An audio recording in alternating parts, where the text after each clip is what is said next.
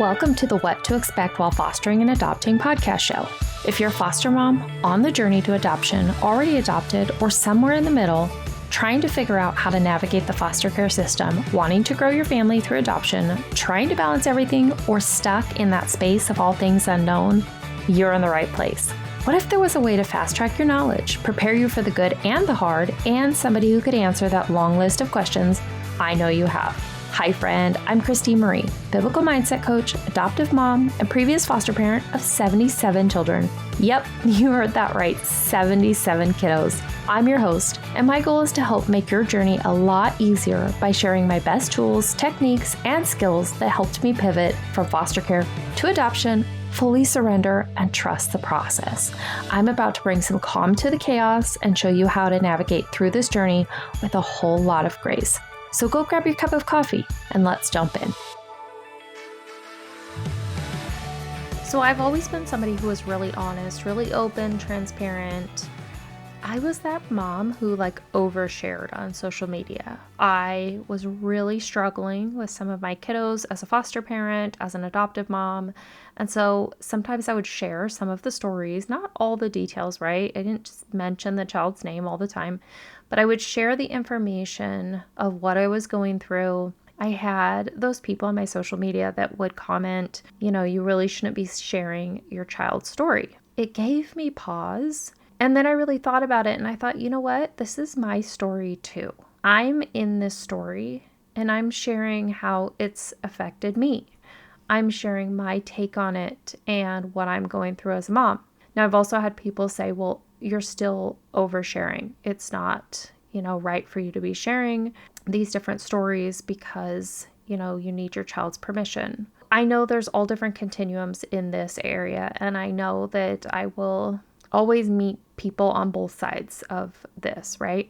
But for me, the bigger vision that I had was I wanted to share my stories of what I've been through as the mom with my kiddos, because if it helped one foster or adoptive parent not feel alone for one moment, or to be able to make a better choice than I did in a certain situation, or to learn from what I've gone through, then it was worth it to me.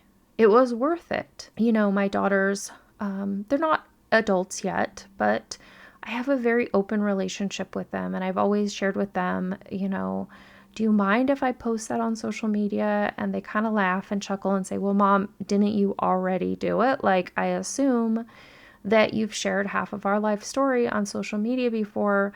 So I just assume that if it happened, that you're sharing it. And if it helps one mom or it helps one kid, then I'm okay with it. And there's sometimes that I almost want to record that, right? So I have proof that they said this. But that's where I wanted to share that little beginning with you before I dive into what I'm going to talk about today. I hope that today's episode blesses you. So when we adopted our first daughter, we knew that we wanted to adopt a second daughter. We were almost done with that process with her. We were in process of adoption. We knew we wanted another daughter, and her caseworker at the time had another kiddo who needed a home. Yes, I begged and pleaded every which way from Sunday that she would place this child in our home. I didn't know anything about her, but I did know her age, that she was, some characteristics that she told me about her, and it sounded like she would be the perfect sister for however long to our daughter that we were adopting. So it was such a blessing that was able to happen. I will tell you guys, it was probably about 3 months after we got her in our home as our foster placement that I needed to take her pictures because her caseworker was going to be putting her up on the adoption website. And you guys, she was adorable. She had blonde hair, blue eyes, pale skin. She was just absolutely beautiful. I knew that there would be a lot of requests for information, a lot of applications that would be put in for her because she really didn't have any behaviors. We would take her to therapy, play therapy at the time. She was perfect. Literally, there was nothing wrong with her at all. I did know she had a complicated history, but she was wonderful. And so I took her pictures. Her pictures turned out amazing, thankfully, and they posted her posting up on the adoption website. You guys, within 30 days, they had to close the application process because they had over 100 applications for her.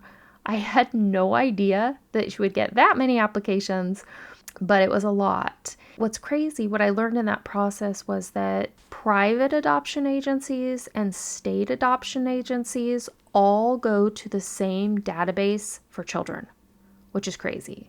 Like, I thought, okay, if you go through foster care and adoption, it's free to adopt. They don't charge you anything, and you can work with a child welfare adoption worker, and they can submit your application for adoptive children that are available for adoption. You can also go to a private agency, and we had looked at those too.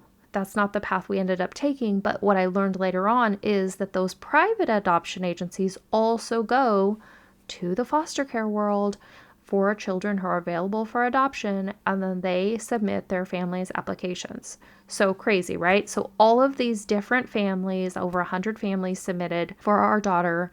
They ended up choosing 3 families that would go to committee, and I've shared a little bit of this story before. But what I wanted to talk to you about today was, once we adopted her, like prior to all of that, she was amazing, wonderful. There were no issues, no red flags, nothing that came up. We knew her genetic history. We knew what was told to us. She has no contact with her birth family. We don't have any records other than her birth history. So we really don't know any medical history other than what we were told. And we started noticing things. Certain things started coming up. And so we tried different counselors, different therapists. We did a psych eval. You name it, we did it. She was in public school, then we moved her to private school, and then she was getting in trouble for behaviors in private school, so we moved her to a charter school. So you guys, we tried everything. We did homeschooling for a while. We were trying to figure out how it was that we could help meet her needs. Then we got a tough diagnosis. Something that I've talked about in previous episodes. There really is no medical cure for it. There's medication management. There's no cure is what they've said. It's interesting because as I was thinking about this, when I would originally share, like on social media, I was trying to become an advocate per se for this group of parents with children with this diagnosis. Because it's lonely and it's isolating and it's hard to navigate because the amount of therapists and counselors available is very minimal. Like maybe one in a state. Like so minimal. People who understand this diagnosis and know how to therapeutically help these children is so minimal. I was really wanting to share and advocate and try and help bring light. My big vision was that this diagnosis would end up being as well known as like ADHD or anxiety, because I knew at one point ADHD was not well known, right? And so there were not a lot of supports in the school system or therapies or treatments. So that was just my big vision, is that someday this diagnosis would be so well known. And that's where I got to put a lot of pushback on social media of how could you possibly share this? And I would always respond with, this is just part of her journey. And I know with certainty that she will become a victor in this. Like I knew confidently that no matter what it took, we would figure out a way to help her find the healing and therapy needed so that she could begin to grow new brain pathways. That's the cool thing about the brain. And no matter what substances your child was exposed to in utero or environmentally, the brain has something called neuroplasticity, and it can mold and change and grow new pathways. So I was really confident that we would eventually figure out how to find victory in this. So we literally hit this head on. We worked with every single person that we possibly could that was experienced or knew anything about this diagnosis or just her behaviors. And then what was interesting is it took for us moving from one state, and I do feel like this was significant. We moved from Oregon to Nevada, and what was incredible was that both of our daughters were deeply struggling in Oregon. Once we moved to Nevada, it was like something shifted. And looking back, hindsight 2020, I could see that sometimes, like if you have a lot of trauma in kind of like one place, one city, one state, when you move somewhere else, it's like a fresh rebirth. It's like a new beginning. Also, there's different weather. So in Oregon, it was super cloudy and rainy a lot. And in Vegas, Nevada, it's sunny, warm, so you can be outside a lot more. So there was just a lot of differences just in the environment, right? And we are all a product of our environment in some ways. And so this was just another shift. Things had changed. They had gotten a little bit better, but we were still really struggling. So one of the typical things that you can find in foster or adoptive kiddos is that they can wear a mask. Let me give you an example of this. A mask is that your child acts a certain way in front of you, and then maybe in front of grandma or maybe in front of dad, they act a different way. Maybe in front of their teachers, they put on a different mask. A lot of times people will wear masks, or these kiddos will wear masks to work through anxiety or depression or fear. Coming from a childhood of so much trauma, so much overwhelm, and so much brokenness, she had developed so many coping skills. And one of these coping skills was to wear a mask when she was at school and to become the perfect person, the perfect kiddo, the perfect friend, the moldable friend, the chameleon to her teachers, to her friends. There wasn't a person at school she didn't get along with. And if that person didn't work, then she would wear a different mask in front of somebody else. She basically did what she needed to do to get her needs met. Problem with this was that when she came home, she would put on her mask of being at home, which was not connecting to us. I'm just going to be really honest with you. As a mom, I was getting desperate. Because by the time she hit 16, I was so desperate for a solution because I just kept counting down the years in my head. Like, okay, once she turns 18 and she moves out, if we haven't helped her in this area, we haven't helped her with attachment, then literally us adopting her did not break any generational curses. It did not break anything generationally. She could just go on and repeat what her mom and her mom's mom and her mom's mom's moms did. All of that history wouldn't have stopped. And for her to stop that would be so significant because that meant that stopped with her. But I also knew that I had no control in that I could help guide her, but truly her wanting healing, choosing healing was on her. When she was 16, she was going back and forth. She was going to school. We ended up having some more struggles with school. I went to the school and tried to get, educational support for her. And of course, they said she's perfect. She's wonderful. She doesn't need help because she was wearing one mask to them. And she wore a different mask at home.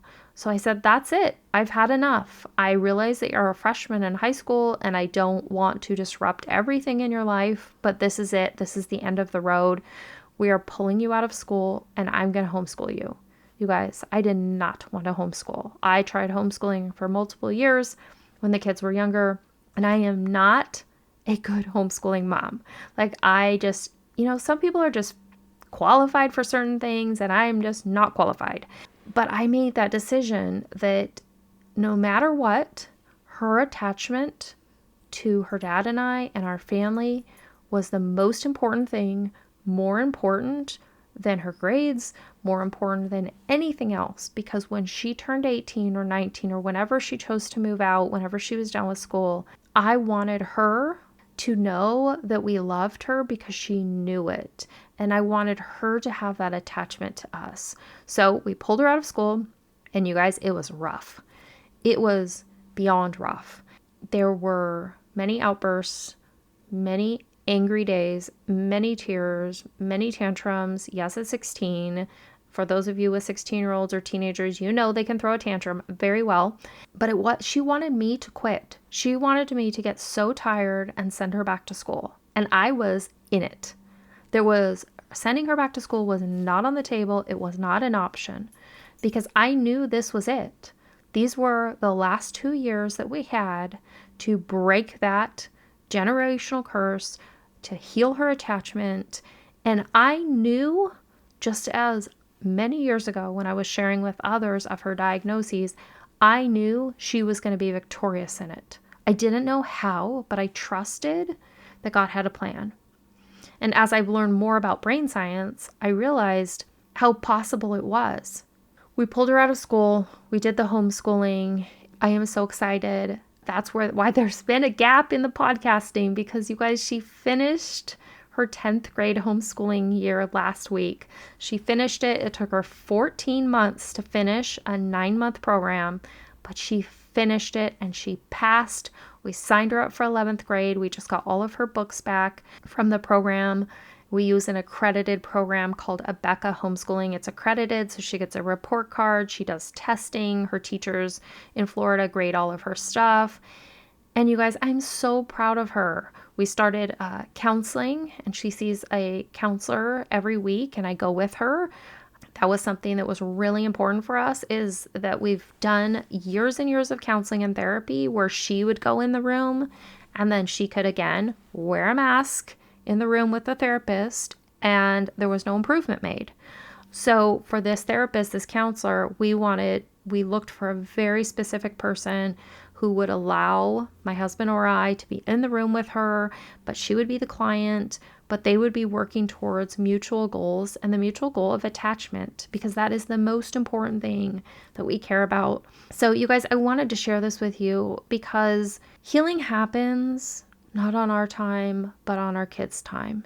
And is she fully healed? No, I don't think any of us ever reach a point where we're fully complete healed, right? Here on earth.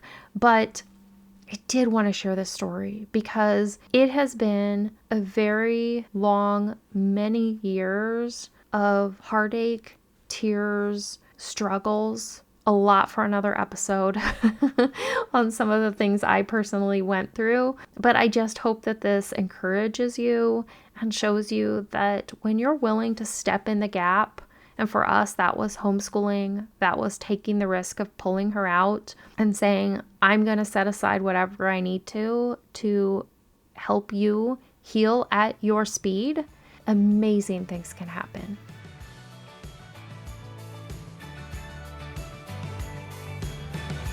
Hey friend, I hope that you loved today's episode. I pray it blessed you and helped you see that you have a friend in your corner who truly understands what you're walking through.